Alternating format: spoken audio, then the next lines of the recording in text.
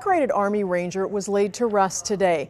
You see the honor guard leading the way for First Sergeant Frank Mativi, Sr. of Excelsior Springs. The World War II combat veteran was the last surviving member of the famous Darby's Rangers. He was handpicked to become one of the first Army Rangers in the military. He fought in 5 campaigns, trained Rangers, and spent time in a POW camp. He earned more than a dozen awards and was inducted into the Ranger Hall of Fame. First Sergeant Frank Mativi was 99 years old.